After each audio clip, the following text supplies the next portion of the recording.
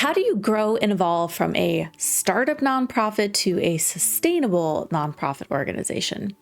If you're starting or have started a nonprofit, but you're feeling stuck in the startup phase, this video is going to be for you. In this Changemaker Cafe episode, I'll talk through the 4 ways sustainable nonprofits are different from startups in their roles, revenue, systems, and strategy, and a few action steps that you can take today to help your organization move towards long-term sustainability and growth. Don't forget to subscribe to this channel for more content all about nonprofits, social entrepreneurship, fundraising, and more.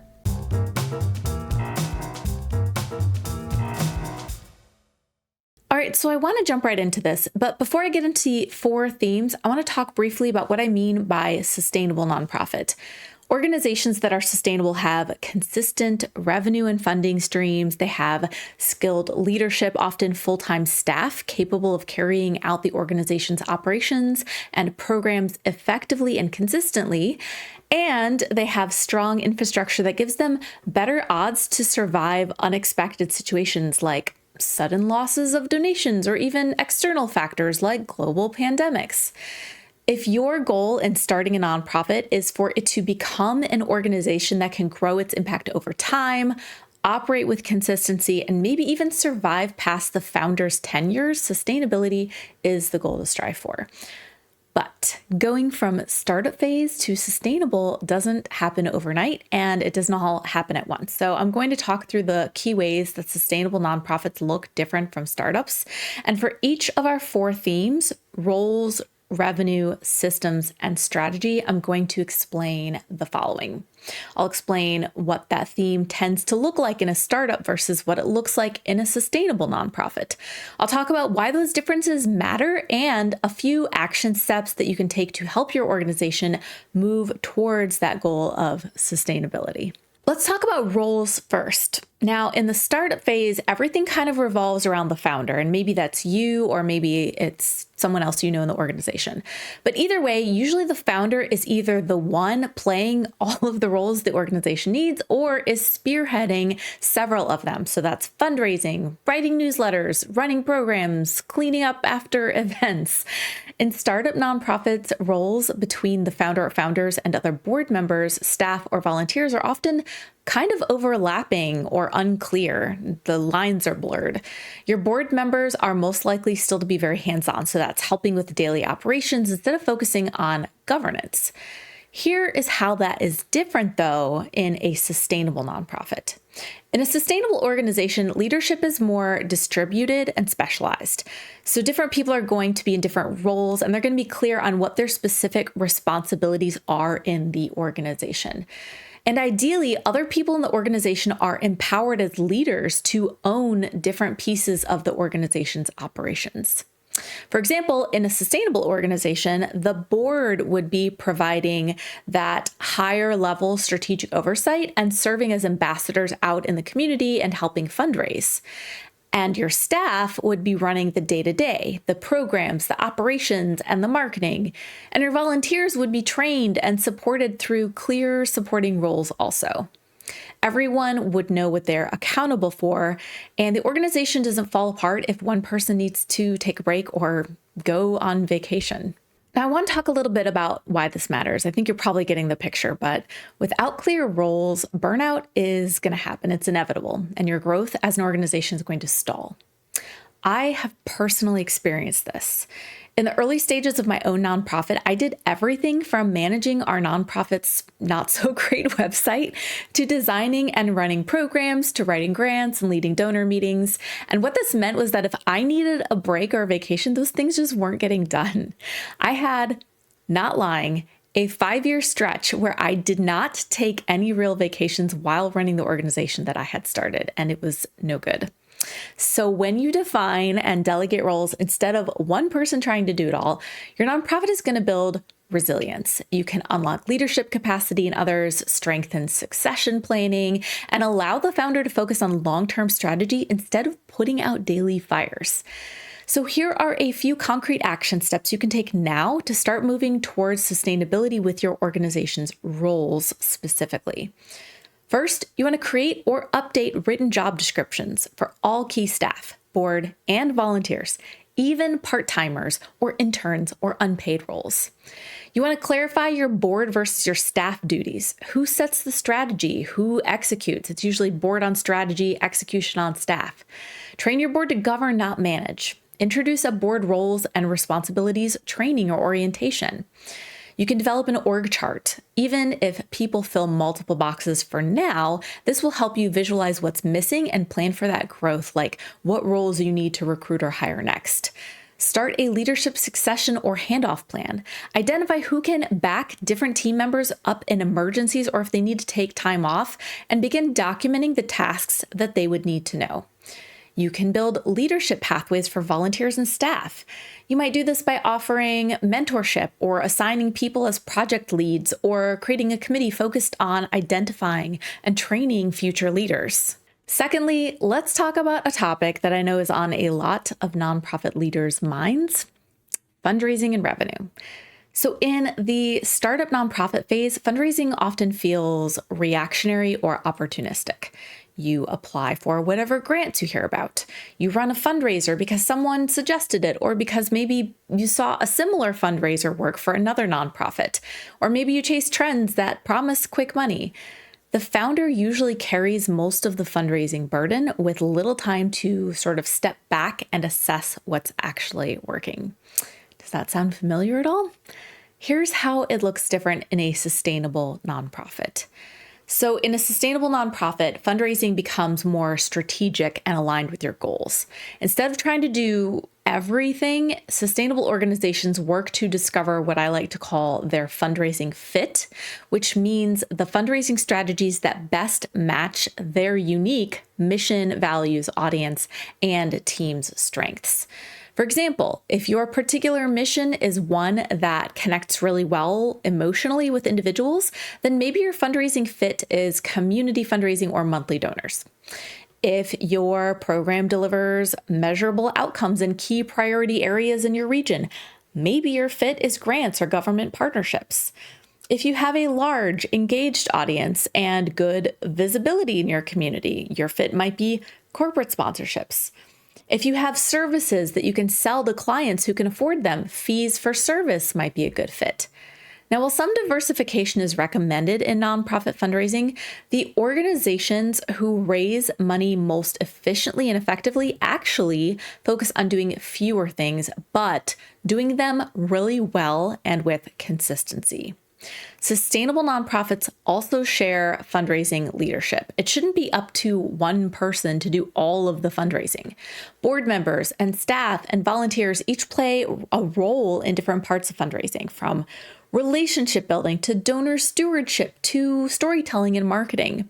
And these organizations know that fundraising is actually only a little bit about asking for money and a lot more about building those consistent connections and relationships in your community. Here's why these differences matter. When you chase every funding opportunity, you're spreading your team thin and you're potentially losing focus. That's partially because each type of fundraising requires a different skill set. For example, grant writing calls for different skills than, say, major gifts cultivation. And B, your mission will resonate with some donor audiences more easily than others. So when you find your organization's fundraising fit, you can build depth instead of just breadth. So stronger relationships, more predictable outcomes and income, and fundraising that feels authentic instead of, frankly, exhausting. So finding your fit helps you raise money in ways that energize your team, resonate with your audience, and reinforce your mission, which I think is really important because you can get distracted from it when you're fundraising. You want to audit your past fundraising efforts. What worked best? What drained your energy? And which efforts aligned most closely with your mission? You want to identify your primary donor audiences. Who most connects with your cause? Individuals, businesses, foundations, government agencies? Identify 2 or 3 fundraising methods that best match your mission and capacity. For example, monthly giving, major donors, sponsorships, or fee for service. And then you want to train your team and board in those specific methods so everyone can contribute and do so confidently. You want to map out how you want supporters to engage with your organization every step of their journey. How do new supporters discover you and engage with you and give to your organization? How do you steward or thank them after a donation or a grant or a partnership? You want to develop annual fundraising plans that prioritize consistency and relationship building over one-time events. This also gives you a chance to revisit your fundraising fit annually as your organization evolves, because what was right a year or 2 ago might be different by year 3 or 4. Starting and growing a nonprofit can feel overwhelming. There's so much to set up, but when it comes to collecting donations online, you don't need to wait until you're big to get the right tools in place. That's why I want to thank our sponsor, Click and Pledge, for making it easy for new and growing nonprofits to start strong and scale with confidence. Click and Pledge gives you professional-grade tools for super affordable startup-level costs from day one. They've got customizable donation forms you can plug right into your website. These forms are often the foundation of any good online fundraising strategy, making it easy for people to donate. But Click and Pledge also has a number of other tools included in their affordable flat monthly costs that you can use as your nonprofit grows. They've got in-person and peer-to-peer fundraising features. They've got video fundraising with embedded donation links right in the videos, donor management tools, Salesforce, and other integrations, all included with no contracts or surprise add-on fees.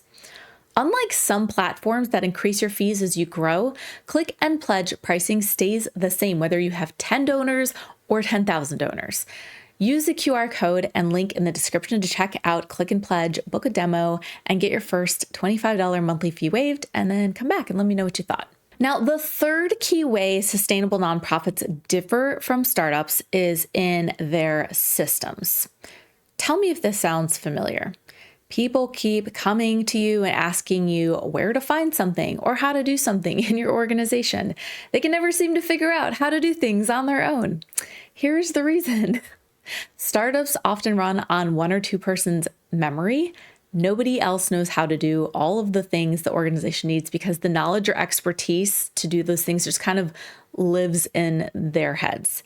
So sure, tasks get done, but not always consistently or in an efficient manner. You may not have written policies, data tracking, or standardized onboarding for new people in your organizations. Sustainable nonprofits, however, run on documented systems. They have written procedures for programs, finances, volunteers, and communications. Information lives in a shared space, not in individual inboxes. Sustainable organizations use tools and templates to maintain consistently, and they have succession and backup plans in place in case somebody leaves the organization or an emergency happens. In case it's not obvious, a little bit more about why systems are so important. When systems live in one person's head, the organization is very fragile. What if something happens to that one person who knows where the keys are or how a certain program is run or what the password is? Suddenly things start falling apart. So documentation ensures continuity, quality control, and also trust with staff, with funders and partners.